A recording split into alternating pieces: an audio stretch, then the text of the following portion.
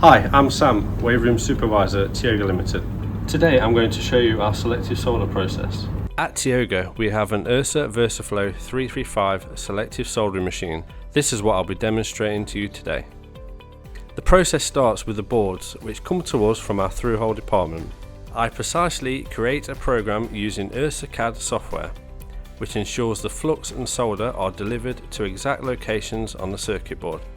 Once the programming is complete, we load the boards onto the conveyor of the selective soldering machine. In order to ensure traceability of our entire production process, we scan each board into Aegis FactoryLogix. Next, the boards move through the selective soldering machine. In the first module, flux is applied. Secondly, the boards go into a preheat module, and finally, solder is delivered.